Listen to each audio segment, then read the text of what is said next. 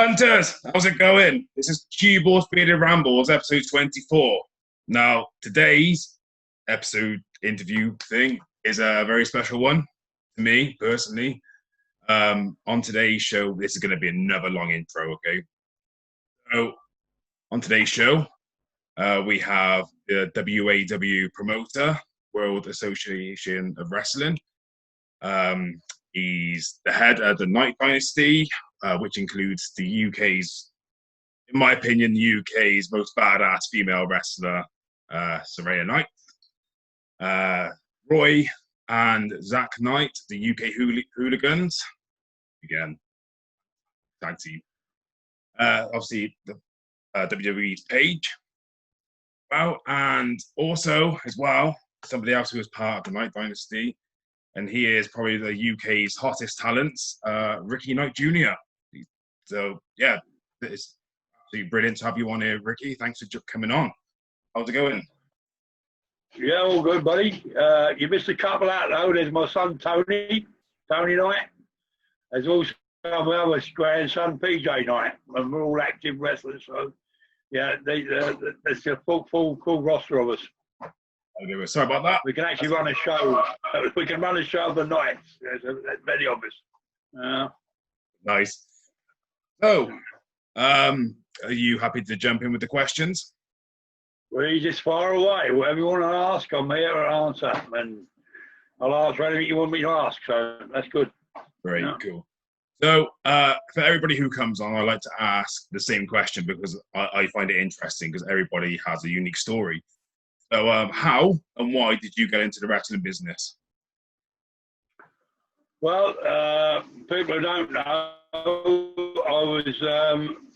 was a bouncer of a nightclub in Kings Lynn, which is about 50 miles from where I live. It was like the film Roadhouse. Have you ever seen the film Roadhouse with Patrick Swayze? I recommend that film. Yeah, well, that's what the club was like. We were. My job, I used to have a bouncer agency, and we used to go and sort all the old rough clubs out in the 80s, and stuff like that. And all bouncers become monitored. We used to do things like that. And one night, a group of people come to the door, and they looked rough and ready, the old flat noses, cauliflower ears, and stuff like that. And I thought I might have an ease in there. So I was the man at the door, so can't come in, lads, you know what I mean? The place is full, stuff like that. And they go, look, we've just been wrestling in the court exchange in Kings Lynn. We ain't going to cause no trouble. We just want a pint and all that. So I thought, well, these are fighting men. They ain't going to cause no trouble. They've done their bit tonight. They'll come in, have a quiet drink, and that'll be it. So I let them in and prove right. And one of them come up and asked me if I wanted a drink. And I just said, look, just give me a Coke or something. And he got me a Coke. And he stood talking to me all night. And by the end of the night, it's like I've known him for years. His name was Jimmy Ocean. And he was already like lightweight champion of Great Britain at the time. So anyway, the conversation ended. Thought that would be it. Never seen the bloke before. Thought I'd never see him again. And then about a week later, I went with a friend of mine for a coffee. Who sits there but Jimmy Ocean? He's sitting on the settee, and I said to my friend, what's he doing there? He said, he's my lodger. He's just sort of moved down from the Yorkshire way and all this sort of business. So anyway, we started talking. He said, look, I'm going wrestling training. Do you fancy giving it a go? So I said, well, I've got nothing else to do. Give me a chance. Go home, get some gear. I'll come down and meet you down there. And that's what I've done. And Jimmy seemed to think I was a natural. After the training session, asked me if I'd like to give it a go. So I said yes, and the rest is history, really. We just been from there. Within a couple of years, 2 or 3 years, we were actually tag team champions of Great Britain. So, yeah, it was a fast rise from being... Wow, well done. Very good. Yeah. Not many people can say they've had such a successful run in such a short amount of time. That's really cool. Yeah, well, as I said, it's all great. Well, Jimmy's already established us here as a lightweight and stuff, and he was doing championship matches. So basically, I hung onto his coattails, and we come up with this tag team, which was very, very ahead of its time. You know, we had all the Yaz and Taz and Americans, even though it was still the British style. We went out and outrageous stuff, and people took to us, and we were lucky that even though we were villains, the crowd liked what we done, and the promoters liked what we done. And then later on, we added my soon-to-be wife, Saraya, as the valet, and we just stormed everywhere. It was fantastic. I never, we just hit it off running and never looked back. Oh, wow! Yeah, nice, very nice. Yeah. So who would you say was your biggest influences then in the wrestling right back then? At the time, I said Jimmy Ocean obviously trained me, but one of the biggest influences is a guy not be known to many people. It's called Crusher Mason. He was a big heavyweight. He's wrestlers Crusher Mason and Mikey Chang. He was 26 stone. He had the Fu Manchu moustache. And he took to me, and we ended up being best friends for years. And he actually ended up living at mine when he was homeless. But he was a great influence. Not so much the wrestling, but the etiquette of wrestling, how to behave, what to do, and where we were going and what to say, and stuff like that. I mean, I always say to my students, the wrestling bit is quite easy. It's the etiquette and how to behave in the changing rooms and how to behave when you're with the public and stuff like that. And that's what Crusher taught me more than anything. Jimmy taught me the wrestling, even though I was more of a showman than a wrestler. That's why we made such a great tag team. Jimmy was a fantastic chain wrestler, absolutely fantastic. But I was a showman of the team, so we gelled pretty well. But as I said, they're the two biggest influences on my career. And so, and obviously, the people around at the time I admired, like Steve Regal, Pete Finlay, Danny Boy Collins, all them sort of people. Chick Cullen was one of my older favourites. So they're the sort of people who influenced me when I started. And King Ben and Kid McCoy, who won the titles off. So all these British guys really helped me out and made me very welcome. So you hear a lot of horror stories about coming into business in them days, but I never found it. I just found them all so helpful and wanted me to do well. So yeah, it was a great time for me. That's great. Again, it's nice when you can come across people, especially in wrestling, that will give you something back. Especially if you're a newbie in. Again, respect as well. Respect is a key thing in wrestling with the attitude, like you said as well. If you got a good attitude, you will go far. As they also. Well, I was at a first for learning. I remember one night I come out of the ring and Dave Finlay, he sort of gave me I want to see you. And I thought, hold up, we fell out here or something. And that's just advice, he's going, you're sticking 20 kicks in, mate. One will do. If you do it right, one kick is better than 20. If you do it right and stuff like this. And I studied Dave because, to be honest, I was on a lot of shows, the same as Dave Finlay at the time, because he was a top man. I used to study his matches, and Dave used to get more heat threatening to do a move rather than doing it. So I learned a lot off him, and he would pull me quite often when I came in. And I never mind being critiqued. Some of the lads nowadays, you critique him and they take it to heart and, stuff. Yeah. Where I had a thirst for learning. So when someone like Dave Finlay or Steve Regal or Chick Cullen said to you, look, to me, and I broke in late. I was early 30s when I broke in. So, but I found it, nice that they were trying to help me, and I took everything on board, hopefully, and that's what made me progress quickly. So I had a big favour to all them guys them days. As I said, I didn't get none of that hard times that people say about. I never got any of it, so I was lucky, I suppose. Like I said, it's great that you had people who were willing to help you, because it's a shame really that there are people out there in the wrestling world, and in real life, that really try and crap all over you and just try and bring you down. And some people say it's jealousy. Some people just got a bad attitude, I suppose. Yeah. So, well, I always find if you carry on. No, it's fine. Carry on. I was always saying to my students, I always like to give them all the good points first, because there's nothing worse when you come out and think you've done something good, and then someone's going, "Oh, you're shit there, this was shit."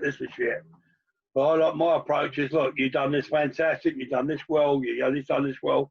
Two things I picked up from to look for in future is A, B, C. You know what I mean? But don't take it to heart because the match was good and this, that, the other.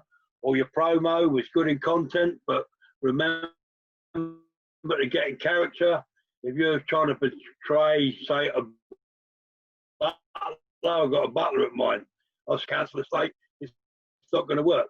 Just things like that. So I try and give them good stuff before I give them, the critique. And I find that, they're more trying to listen rather than, if you just shout and scream out all the time, they're going, you know what I mean? So, yeah, that's how I try and critique people anyway, if I can.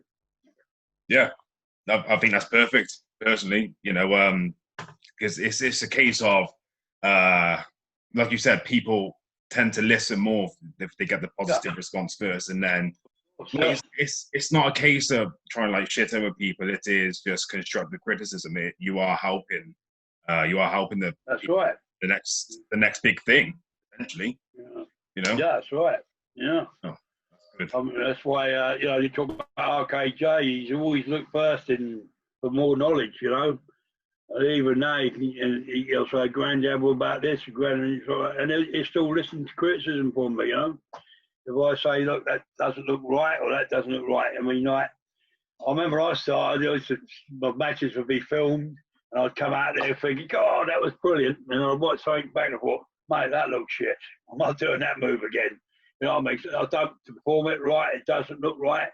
When I'm in the ring, I thought I was doing brilliant. And then you look at it back and you think, nah. So I learned to cut the moves set to suit me rather than try and be like everyone else. So, you talk about my wife, you said she's great.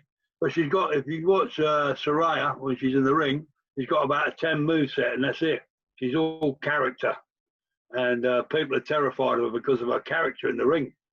I mean, she goes to America and they're terrified of her, So yeah, it's about character with her. Yeah.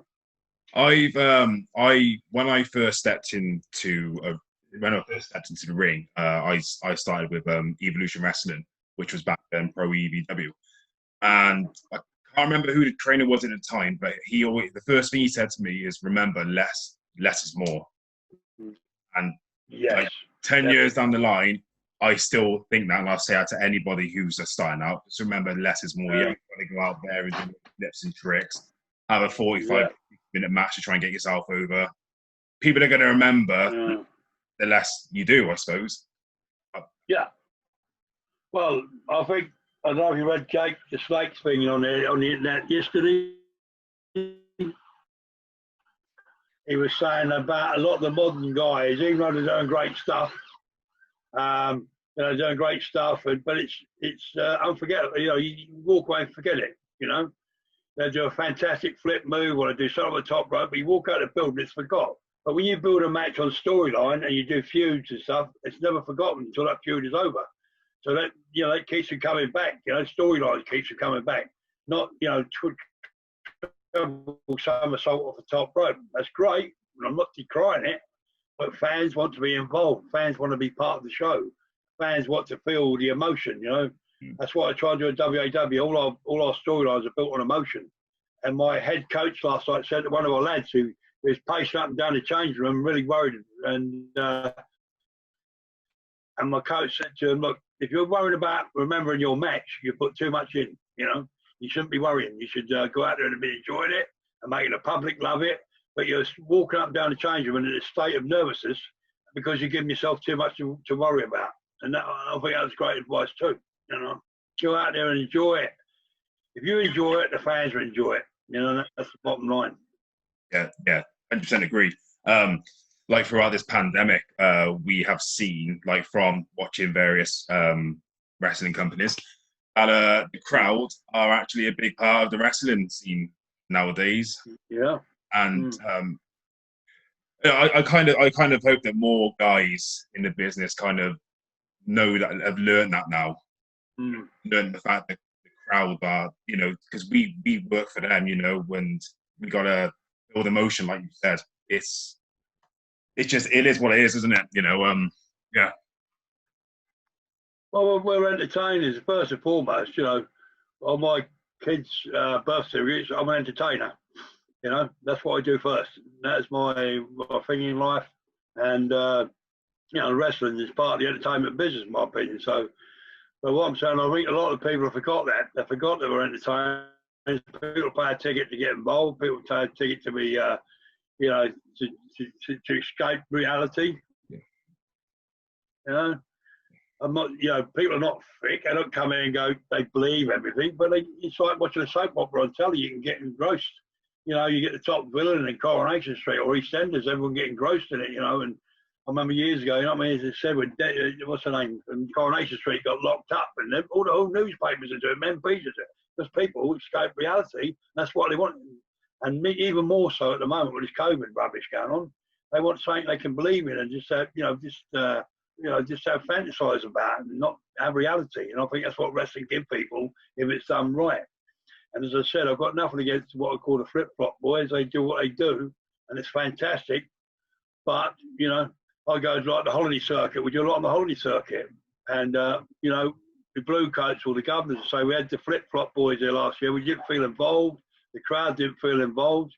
And most of the people in holiday camps, not even wrestling fans, they're just holiday makers. Mm. So when you go out there, you got to educate them in an hour what you're doing with big, you know, outrageous stuff. I mean, when I say outrageous, I don't mean the moves, but outrageous, you know, promos. Get them all at it. And I think that's still an art that some people have forgot. And that, you know, I think it's sad, to be honest with you. Yeah. It's strange. It's just one of them things, and I mean, you know, well, I don't know. It just is. It's just one of them things. You get them people who would rather work with the crowd and have the have the spots and all that.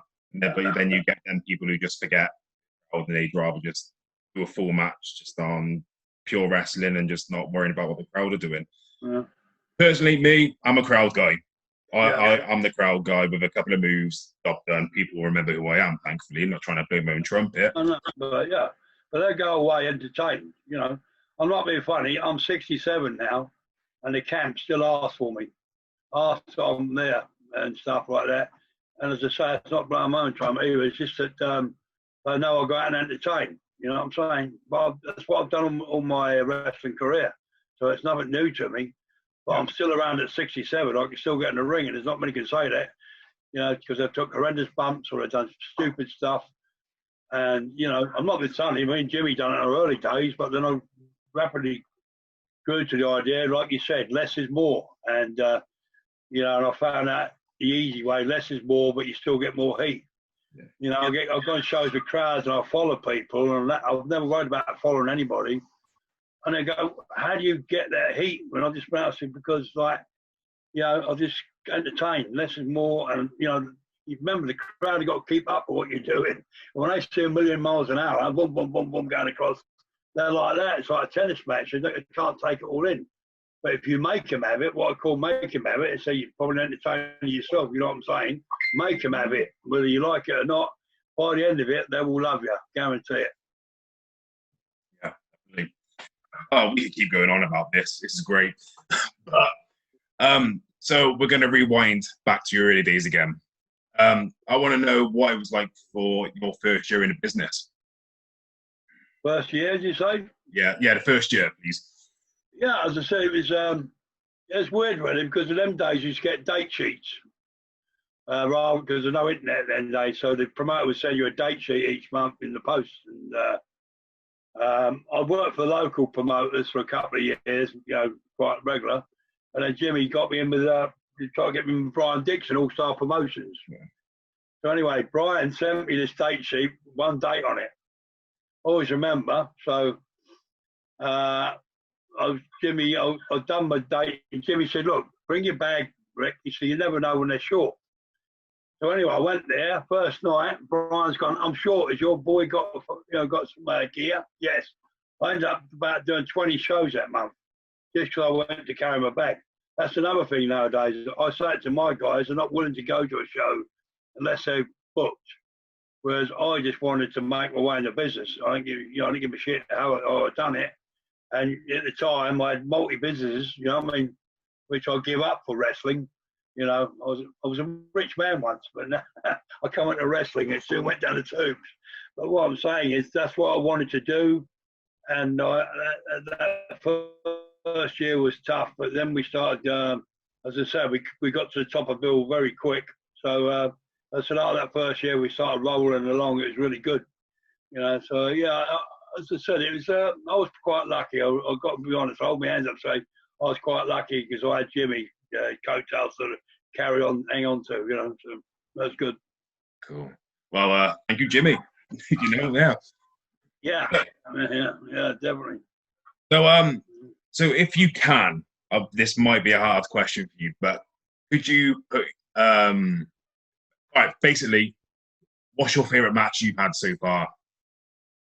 I always say it was the night we won the Tag Teams Championships, 1990.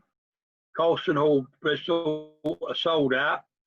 It was on with Ben and McCoy, who were the top babyface at the time. King Ben and Kid McCoy were the top babyface at the time. We'd done a big, long, you know, feud with them, and this was the big one. You know, remember that time when you're tag teams of England or UK, whatever it was, all around the world you were recognised as tag champions. Not like now, there's about 100 companies with tag belts. You were recognised worldwide as tag team champions. So all the way down there, me and Jimmy never in a million years expected to go over. I'm telling you now, you know, all the way down there, we'd come up all these finishes for the baby faces to kick our ass and stuff. But when we got there, we walked in and we sat down, and Brian Dixon sat down with us, and he went, right, okay, I want this. I don't want you Superflys breaking the rules for at least half an hour, because we wrestled 48 minutes. And he said, half an hour, I want no rule breaking. And the storyline was that Kid McCoy went to get up on knee him, and Clara split his eye open and all this business. And the rest of the match was trying to tag his dad into the match. And we were not letting him in, tag in. And King Ben was climbing the ropes. Our father should have, his son's getting beaten up. And in the end, he threw the towel in, you know, which you don't see very often nowadays, the towel being thrown in. And that's when we become champions. And trying to keep 1,000 people from coming over the top rope to kick the shit out of us was very hard for the security that night. So that'll always stick to my mind, because as I said, it's one of the greatest things. I never expected it. And we wrestled 48 minutes and kept the crowd there from minute 1 to minute 48. So yeah, that's probably the best match of my career, and I'll always remember it. And that's the proudest match of my career, because don't let no one tell you any different. You know, okay, we're meant to be a bent business with this and that and the other. But when a promoter says to you, I want you to, you know, be the front of my company, my tag team and my company. My son, Roy, always says, it's like winning an Oscar. You know, you win an Oscar because you have given the best part in that movie. Your acting role has been brilliant. So that promoter saying to you, you too, to me, are the face of my company, you know. And that was after just 3 years of in the business. It was amazing. And I remember me and Jimmy covering each other like we'd done a legit boxing match or something. We were that happy and that ecstatic. And I'll never forget it. That will never, ever be replaced. No, that's cool. Going back to what Roy said about feeling like you've won an Oscar. Yeah, he is right. Me and my tag team partner, we are tag team champions for 2 different companies. And when we won that, it was amazing. I know, like you said, there's hundreds and hundreds of promotions around the UK right now, so it's not like a world recognised kind of thing. But yeah. And it's still... Sorry? I said, still them promotions saying that you're the best, and they want to put them on there. That's my point to people, you know. It is a fantastic honour to be the face of that company. Yeah, 100%. I personally and my tag partner, it meant a lot. You know, it means that we're doing something right for the company, and the fact that the promoter trusts us, you know, to have them belts, it just means a hell of a lot. So, what are your thoughts on today's wrestling scene? Well, it says a lot of companies out there now, and there's something for everybody. I just feel that, you know, a lot of the basics have gone out of wrestling, you know, and one of the biggest things to me is you know, the dying in wrestling is gone. You know, I'll try and put into my lads. You know, Britain loves an underdog. You know. Yeah. But the new lads seem to be bum bum bum, big spot. Someone dies for about 2 seconds. Don't even sell a big move. You know, DDT don't mean nothing no more. You know, it just don't mean nothing. When take the Slate Roberts gear DDT, you were gone. Now people just jump up from it and drop kick somebody, and I just feel that art of dying is completely gone from the business. You know, it's like, you know, when I first started, I was talking. You know, I talked about these guys. It's like establish yourself as a baby. When you come back, it's the best one for that. I worked when I was so previously worked was Dynamite. Dynamite Kid. Yeah.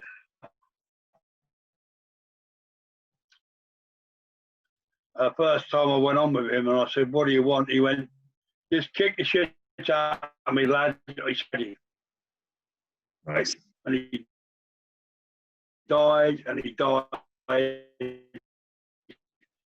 they be coming over the top. I think it's weak to die. You know, it's like, you know, it's not part of their move to die. Yeah. I think that's the biggest missing thing out of wrestling, in my opinion. Yeah, I agree.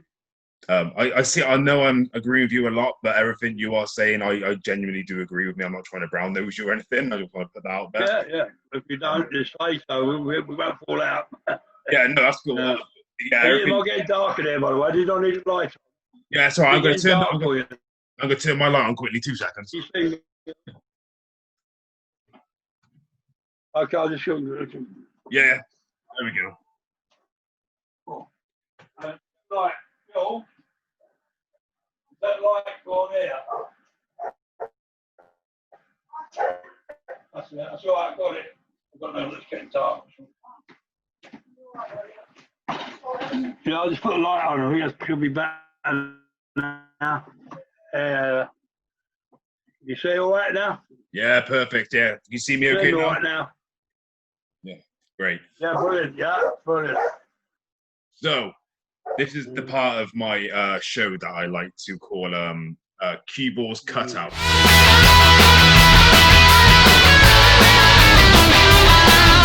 So this is CueBall's CUTOUTs. This is the part of the show where I find a picture of my guest, whether it be embarrassing, funny, nostalgic. It's going to be whatever. But this one is going to be nostalgic for you because I love being a nice guy. So we'll pop the photo up. Can we see that photo?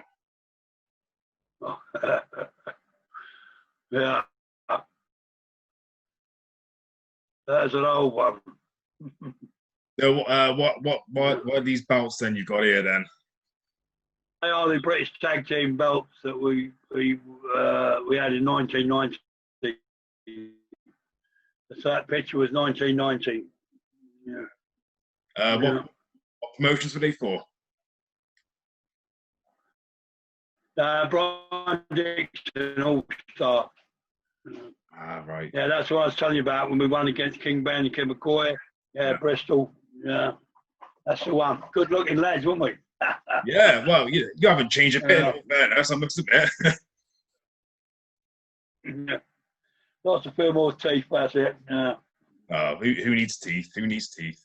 Yeah, I need teeth. Yeah. So how long? My missus can use a blender for me. So how long did you have these titles for then? On and off, we had them for 10 years. We actually one of the longest reigning tag teams ever in British history. Wow. Yeah. Wow, that's really impressive. Fair play. So, who did you lose them to then on your last run? Yeah, I mean, what I'm saying is it's just on and off. I mean, like we've lost them a couple of times and stuff. But our biggest nemesis was Robbie Brooks died and Doc Dean, the Liverpool lads. They're the ones who had the biggest problems during our day. They were our nemesis and stuff. And they're the ones George's Hall at Liverpool. It's like being in front of the cop, you know. It's mental. Yeah. They're two of the most popular lads in British wrestling history, in my opinion. And yeah, it's an honour to work them. So yeah, they're the ones who would have took them offers in the end. Yeah, about 10 years. I can't believe that. 10 years. That's amazing. Well done. Yeah. Well done. So there we go. We back on. Yeah. Oh, the picture's gone now. Hang on. Yeah. I've lost picture, Ricky. I've lost your picture. Oh, there we go. I can still see me. Yeah, it just popped back up. I think a bit of a dodgy internet connection. I think it might be my end. Yeah. Right, so that was it just says.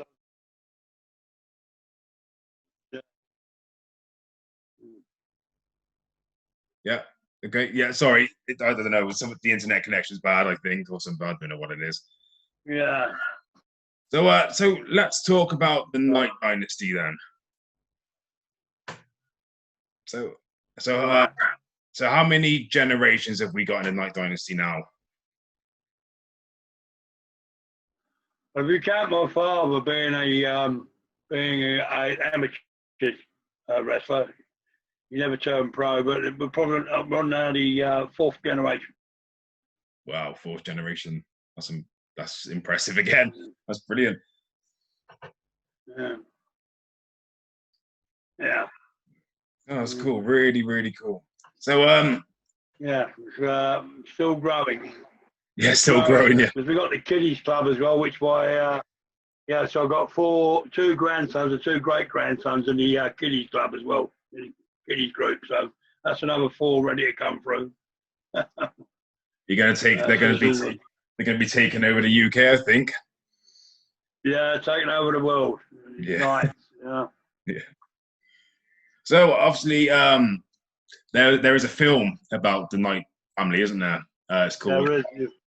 It's called Fighting with the Family. I'm not sure if you can really talk about this much. I don't know. I'm not really sure. But do you feel that film represented the Knight Dynasty like you guys are? I think they watered us down. Yeah. Yeah. To be honest, we're an outrageous family. We don't apologise for it. That's how we are. I mean, the first documentary, what the film was taken from, got great reviews. Even the Telegraph and the Times, and stuff, and just said that we were an outrageous family, but entertaining. We never got any grief over it from the papers. We were called the British Osborns, which can't be bad, can it? But no, the film, in my opinion, was about 90% correct. Not necessarily in the right order of events, but it was pretty correct and stuff. There's a couple of things in there. I thought that was a bit King Kong, but in all, it was a true reflection of how things went with Paige, a true reflection of how things went with Zak. So yeah, and there's 10% was for Hollywood. So yeah, I was happy with it in the end.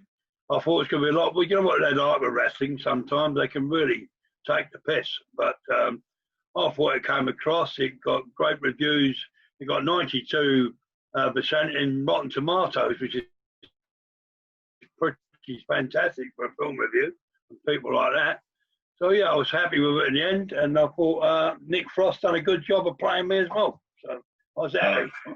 Yeah, Nick Frost, I absolutely love him as an actor. He's brilliant. I thought he done you really well. To be fair, I thought it was brilliant.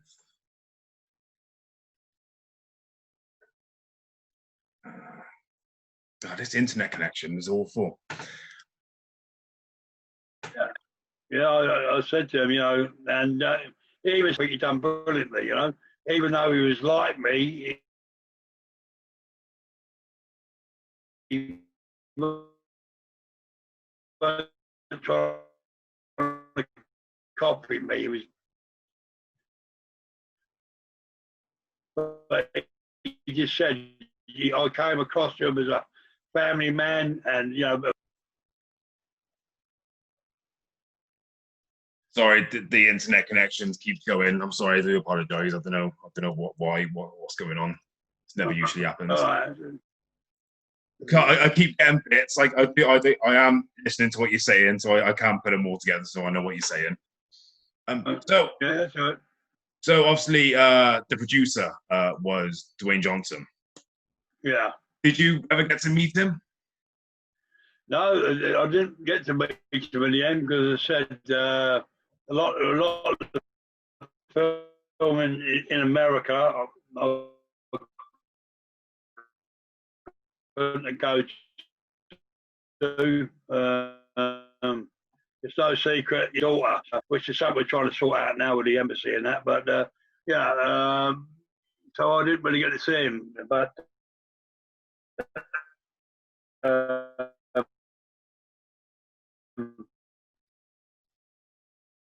you know, I've done a lot of filming. I went on the set in London and Norwich and that. So it's good. Nice. It's unfortunate that you wasn't able to meet Dwayne Johnson, I suppose. Yeah, no, it's unfortunate. But that'll happen one day.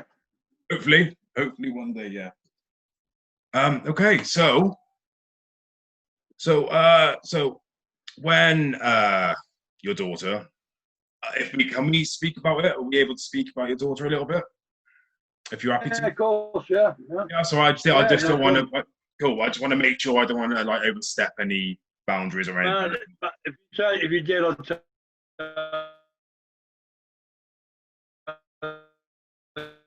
but my life's an open book, so you can't even ask me nothing dodgy because it's an open book. Everyone knows what. So I've got nothing to hold. We will ask.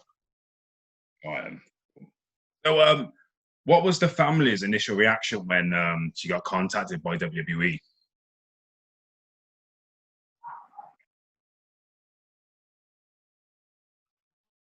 Australia, can we repeat the question? Sorry, it's the internet connection. I said, so what was the family's initial reaction when? That's right. Can you hear me? Yeah, I can hear you. Yeah, I can hear you. Yeah, sorry, sorry. You know what? This is so typical, right? The time I get somebody brilliant to come on, it happens. This has never happened before. Out of all the ones I've been doing, so typical. Night curse. Well, if that's what you want to call it, I suppose. Okay.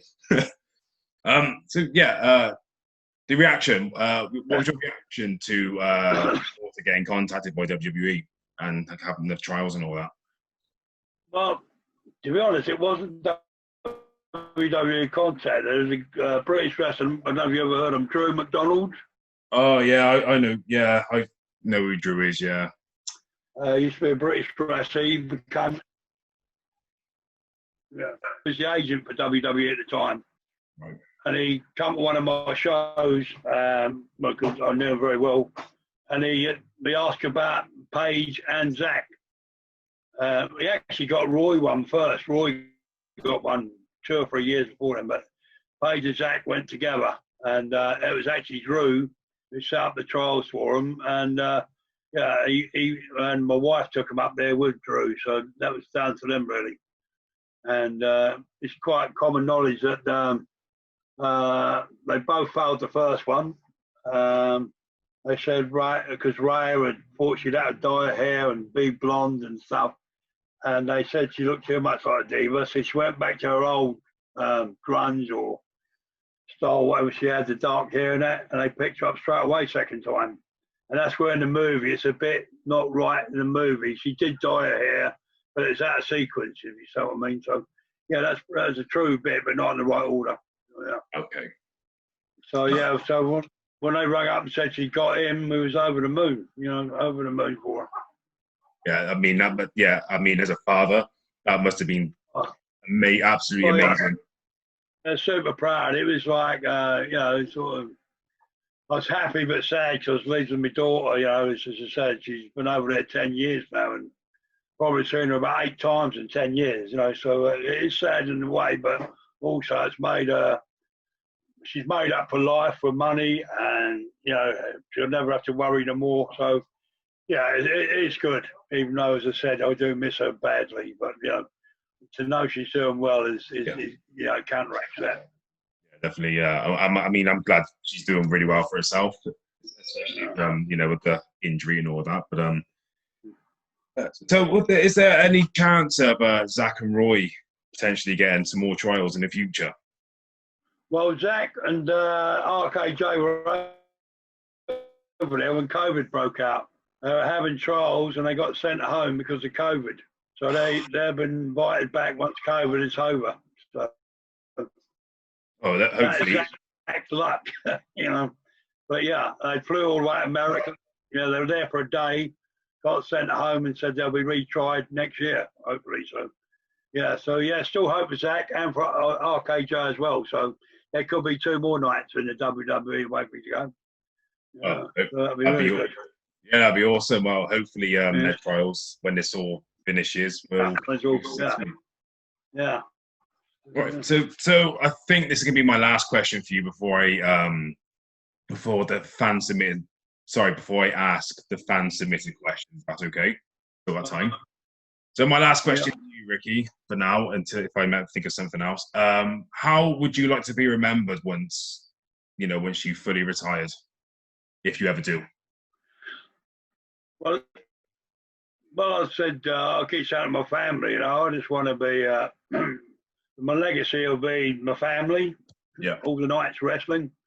We just now moved into a new performance centre, which is off the charts, you know, and I just want to be known as, because you remember I was about when British wrestling died, there's no wrestling left. And we kept it going, me and Scott Conway and John Fremantle. So I just want the legacy that, you know, I kept British wrestling going. It's in a better shape than when I came in it. And, you know, be remembered as someone who gave everything for wrestling, which is what I have done. You know, money don't motivate me whatsoever. I'm not motivated by money or fame or fortune. I'm just motivated by the job I've loved, always loved, still love.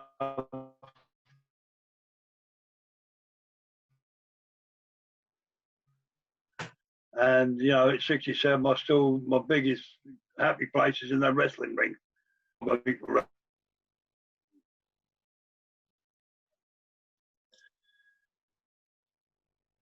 This internet connection, man.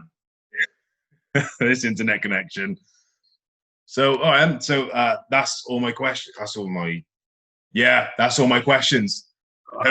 Hopefully, you will be, remembered like that. I personally don't see why you wouldn't be. But I'm going on to the fan submitted questions now. Somebody called Tristan. Sorry.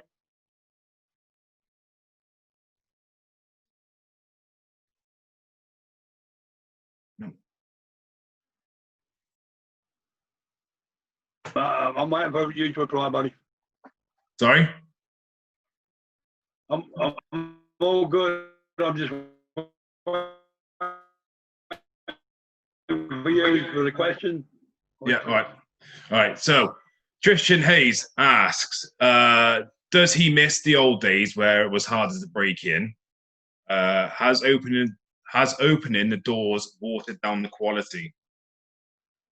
That's a good question, and he's answered it himself. I think he has. When it's hard to break in, you knew your quality coming in. You really had to be ready. You really have to do your dues. I mean, when I say do your dues, just putting a ring up and being there, like I said, with Brian, just being there with your bag, even though you might not get a job and stuff. I was willing to do that. But the guys not willing to do that no more. They unless they're booked, they won't travel or whatever. And as you say, someone can be a lot of the problems nowadays. They go from trainee to top of the bill in 3 or 4 years. They believe their own publicity, and that's where a lot of the problems start, in my opinion.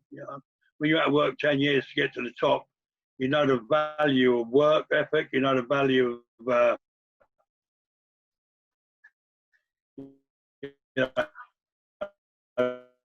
the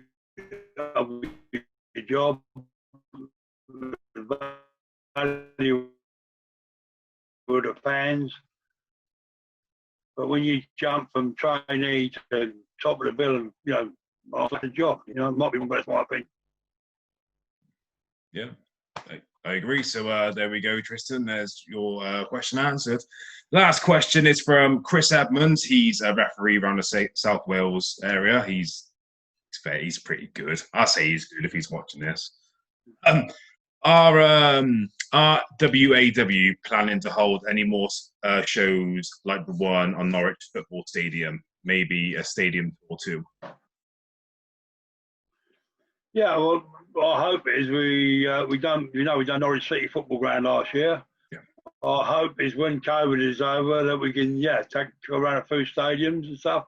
It's a success, a very big success. I mean, we had just over 4,500 paying fans, and we've done really well out of it. Norwich City loved it, and it was a community thing. It weren't just wrestling fans there. There was a community there with their kids and coming to wrestling first time, and everyone loved it. And everyone was looking forward to this year, but obviously we had to call it off. So, I hope, and as part of the big hopes, I mean, my son Zak is young and vibrant. He wants to take things on the road and stuff, and, the rest of the family. So I'm sure, look for the next year, we will be expanding around the country some way. There we go. Chris, well, hopefully, you get the continued success that you've been having now, hopefully. Yeah, hopefully we can keep going, yeah. Yeah. One more question. Sorry, I just remembered there. One more question off Dan Kerry from Instagram, and he's asking if he could go back and change anything in his wrestling career, what would it be? Ooh, that's hard. Probably, I had a chance of America years and years ago, but at the time it wasn't right for me. My kids were young, and the money weren't that great. But I think if I had my chance over again, that's the Superflys. I'd have probably now took the chance and hopefully got for the big leagues, and stuff like that. But that's one regret I have. But then again, I've got a great family. I'm a family man, so I'd have missed out on my kids growing up, maybe, and stuff like that. So that's the only slight regret. It's not my biggest regret, but one slight regret that I have is I didn't take America when I had the chance. There we go, Dan. I've got one more question for you. Sorry, I've just literally just thought. Sorry, not a problem. So what would you say the difference is between wrestling back when you started out to wrestling now? I think the family element has gone. When you're a wrestler in them days, you're all a family, right? It didn't matter what colour, creed, nationality, religion, whether you're gay, not gay. All mattered is that you do the job in the ring, and we're all mates and we're all family. And I could go anywhere in Great Britain and find a bed for the night with the rest of the family. I could go anywhere in Europe and get a bed. I could fly to America and get a bed because we were all one big family. We were in the same business. We all had that respect for each other. And I think that's gone now. There's too many want to work their own stuff. I've tried so many times to work with other companies to try and get, belts going, a border control going. But I believe border control is so needed, especially with this COVID stuff going on. But people have got their own agenda. They don't want to work as a wrestling business. They just want to do their own company, and that's all they're interested in. And I think that is very much missing now. But remember, in them days, there's only 2 or 3 companies. I'm talking about in Great Britain. Now there's hundreds. So that would be my biggest wish, is sometime in the future, we can all get together and create a border control, a legit one, so we can get this business, proper. I found out through COVID, without having a border control, life has been very hard. The boxing, the football, the darts, everybody with a border control have been able to get about their business. Because we haven't got a border control, it's made it very hard. That's just cost me thousands for COVID cover in my place and stuff like that. Because there's no one there to say what we've got to do. So we've had to employ people in and stuff like that. Whereas my boxing friends, my mate Graham Everett, he runs the boxing in Norwich, you know, Herbie Hyde's, all the top guys. The Walsh brothers, he runs all them. They've had guidance from their border control all the way through COVID. We've had to pick and choose and make our own decisions and argue with the council, argue with the police, argue with the fire brigade, because we've got no one to back us up. And I don't believe all this nonsense with, you know, with this acting company or this acting union is going to do us any good at all. Because what happens if you're not a member of that union? Are they going to help you? That'd be like the firemen's union coming in saying, we're going to turn wrestling round. But how? I'm not a member of your union. So I just think we need a border control, and that'll be that's my legacy I would like to leave. We created a border control, and now wrestling is legit seen by people in this country as a business. Nice. Nice, very nice. So that's it. That concludes today's episode of CueBall's Beat Rambles. I apologise for the poor internet connection, Ricky. I really do. It's just typical that it's happened on such an important, well, personally to me, for such an important Rambles, you know. Is there anything else you'd like to add before we go? No, just nice to talk to you. And, you know, if ever need us again, we're there. Or any of the family, just let us know. And we'll always come on and have a chat. Lovely. Thank you very much, man. So this has been the UK's legendary ring veteran, Rowdy Ricky Knight, because I forgot your name in the introduction. I just realised that. I've been CueBall, the bowler, the brawler, the person you love to hate the most. Thank you all for your support. You know what? I still can't remember this YouTube stuff. Whatever they do, I don't know. Just like my video and notify, and I don't know. Anyway, so yeah, stay safe, stay positive. #, yeah.